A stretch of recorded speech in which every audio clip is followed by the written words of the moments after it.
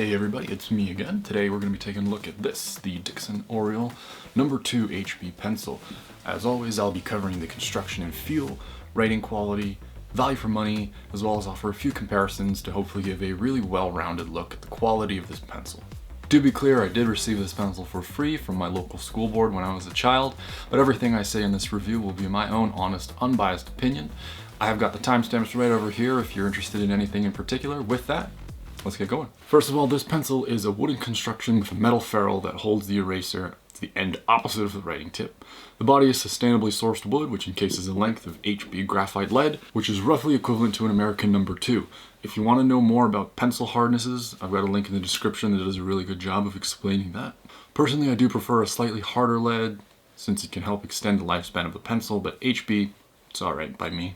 I did reach out to Dixon to see if I could find out a bit more about where they source their wood, and their customer service manager Stephanie told me that the majority of the Oriole line is actually sourced from India.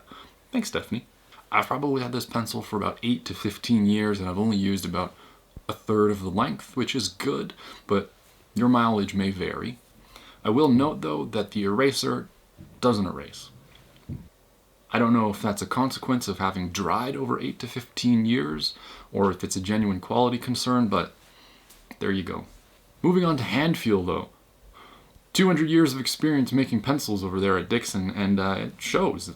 When you're writing with this, it doesn't feel like you're using a tool. It really feels like the pencil is part of you, and it knows you didn't study, and it knows you're going to fail this test. A slight downside though is that the Oriole does absolutely nothing for creative stimulation, which means I've been able to write a total of 0 novels using the pencil. I couldn't even write this review with it. I had to use a computer. And that brings us to writing quality. You will get a consistently smooth line with this pencil, but if you want those lines to be straight, you're still going to need a straight edge. Being that it's an HB pencil, the lead is going to be a medium across the board, both in hardness and blackness. The usefulness of that will depend on what you're doing. Note-taking, writing, that kind of thing is going to be just fine. But if you need to do any kind of fine art or drawing, your mileage may vary. I was able to recreate Monet's Impression Sunrise, but if you look closely, you can see a few differences. I will note though, this pencil sounds fantastic. Listen.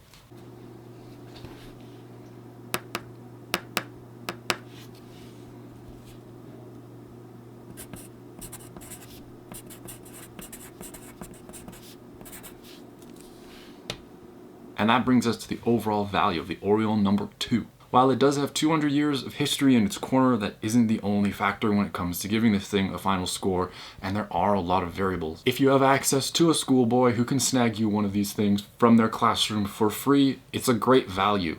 But if you don't, then things are a little more complicated. Amazon currently lists the Oriole No. 2 HB at just under $9 for a pack of 12, which is a hard sell, and 30 pack of Amazon Basics goes for less than $10, and a 12 pack of Papermate can be had for less than $3.50 as an add-on item.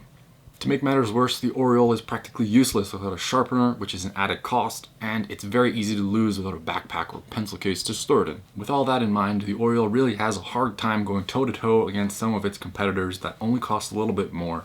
For example, the Zebra M301 is a mechanical pencil, has a clip so you won't lose it, and it's made of metal.